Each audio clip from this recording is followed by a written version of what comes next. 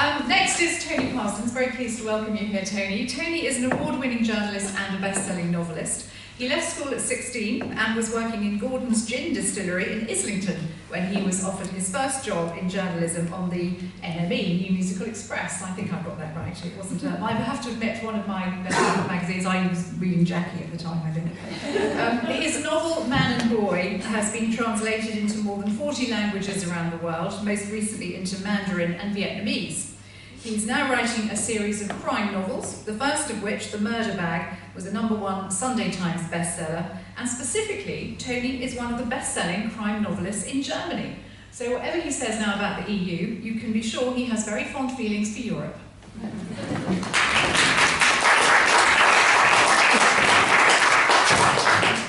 Thanks, Sharon. 11 million suckers voted for the Conservative Party at the last general election, including me. And I think I can speak for my fellow suckers when I say that it did not cross our minds that the fundamental change in a reformed Europe that we were promised could have about as much substance as those weapons of mass destruction that Saddam Hussein had parked at the end of his garden. It truly didn't occur to me, and I don't think it occurred to the British people, that David Cameron was being less than honest with us when he looked us in the eye and said that he ruled nothing out if we didn't get the reformed Europe that most people in this country would want from whatever political background. So, no New Deal, no reformed Europe, just the same old question that's haunted us for 41 years. Do we have the nerve to take our country back? I'm very happy to be here today. Thank you for inviting me, because I think it would be an enormous leap in the dark to remain in the European Union. It would be a leap in the dark to be the generation that surrenders supremacy of our courts, our laws, our borders, and our destiny. It would be an enormous leap in the dark to kid ourselves that we can carry on adding the population of Coventry to our population every year without having enormous impact on our housing, our education, our healthcare. I think it would be an enormous leap in the dark to believe people that tell us we can't survive outside of the European Union, because to a man, they're exactly the same mugs who told us we could not survive outside of the Euro. Peter Mandelson and all the rest. Unlike most of you, I remember 1975, you're all far too young. I look at your young, fresh faces, shining with hope and innocence, and I can tell that you don't remember, as I do, when this country was the sixth man of Europe. You don't remember hearing people say, who won the war anyway? You don't hear that expression. I don't know when that died out, but you don't hear that anymore. But I remember 1975, and I actually voted in 1975. And as I tottered to the polling booth on my platform heels, flicking my Rod Stewart feather cut out of my eyes, Europe felt like the future. And it doesn't anymore. The currency is kaput, the borders are kaput, Frau Merkel is kaput. It feels very much like one of those very bad 20th century ideas that have had its day. Now, I'm old enough to have travelled in the old Soviet Union, Poland, when the Russians still had their jackboot on the neck of the Polish people. And I'm old enough to have travelled in Franco's Spain and Greece under the colonels, and to have seen the Berlin Wall. And all these things, when they stood, they all seemed unassailable. They all seemed as though they would endure forever. They seemed as though they would always last. And then they didn't, and suddenly they were gone. Suddenly they were on the wrong side of history. Suddenly they'd had their day. And I believe that whatever we do on the 23rd of June, the same fate is going to await the European Union. It doesn't work. It's not just the British people that it doesn't work for. It's the 500 million people that have got mass unemployment in all the Mediterranean countries. A proud, great country like Greece is being turned into a refugee camp. It's a bad idea, it's a 20th century idea, and it's had its day. what if we leave? Now, we all know that we're the 5th largest economy in the world, but of course, we're more than that. We're more than simply the 5th largest economy in the world. We're one of the greatest trading nations in human history. Now, do we really imagine that in a fit of spite, the Germans are going to stop selling us BMWs and Mercedes and Audis? Do we really imagine that the Spanish will no longer want us to buy their fruit, their vegetables, their holidays? Do we really think that the Italian fashion industry is going to stop selling us their lovely suits? Or the French will stop selling us their wine? Why would they? Why would they? Why would they not want to trade with us, inside or outside the European Union? Now, as I understand it, I'm not a politician, but as I understand it, if we leave the EU, we would remain part of NATO, G7, G20, United Nations Security Council, and most importantly of all, the Eurovision Song Contest. Now, of course, the little Europeans will be mightily miffed if we walk away. Of course they will. But this is the country that withstood Nazi Germany. We are the people that endured the bombs of the Provisional IRA.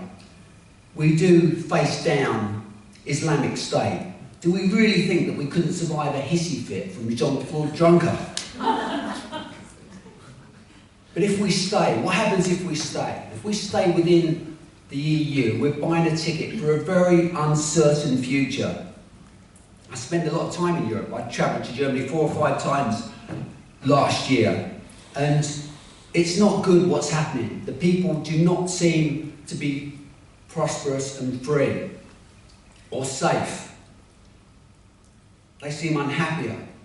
It feels as though the rights of women are being rolled back in countries where they value the rights of women, like Germany and Sweden.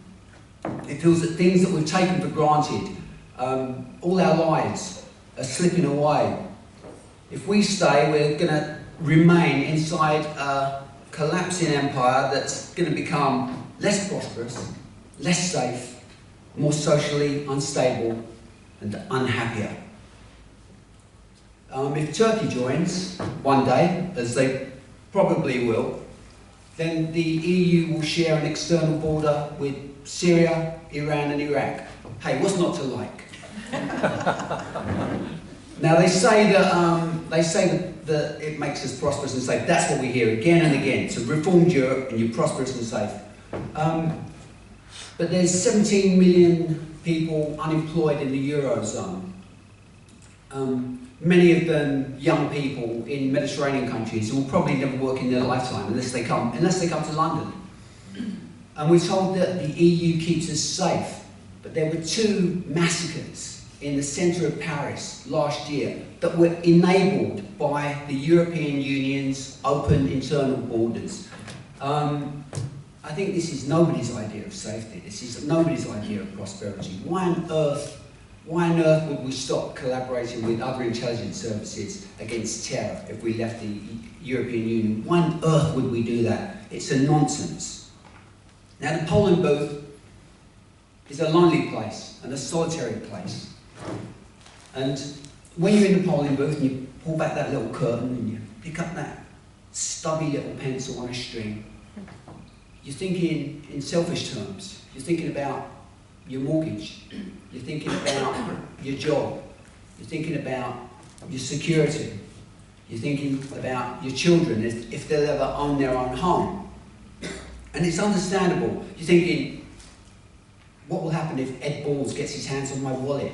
You know, you're thinking in very, very selfish terms. You're not thinking about in the great historical sweep. So it's right that those of us who passionately believe we should leave the European Union make the economic case for going, make the economic case for saying we will be more prosperous. Whatever scare stories they tell us, whatever fear they try and ram down our throats, in the end we'll be more prosperous. We're walking away from a sinking ship. We're leaving gracefully before people start killing each other for lifeboats. But there is a bigger picture than those selfish elements that we think of in the polling booth. You know, I walked past the cenotaph on my way here today. And it was a reminder of, it reminded me of my father who fought in the Second World War and my grandfather who fought in the First World War. other generations have sacrificed everything for the freedoms that we take for granted today. And I don't think that we should be quite so casual in giving away the supremacy of those freedoms. You know, we talk about national sovereignty, and it sounds like almost an abstract concept, but it's not. The reason that this country has a different relationship with the European Union, and we've always had a different relationship, is because we do not have a past that we want to bury. We do not have a past that we're ashamed of. We do not have a past that makes us wake up in the middle of the night screaming. We're quite proud of our past. We were never invaded, we were never occupied, we never collaborated. We have so much to be proud of in our past. And that all came at a very, very high price. And the price was paid not by you and I, but by previous generations, by my father's generation, by my grandfather's generation. And I don't think, when we're in that polling booth and we're wondering, is this good for my mortgage, is this good for job security, we should take all that on board, but we should also remember the price that previous generations have paid for the freedoms that we're in danger of giving away. I think we should remember one thing above all: you can't put a price tag on freedom. Thank you.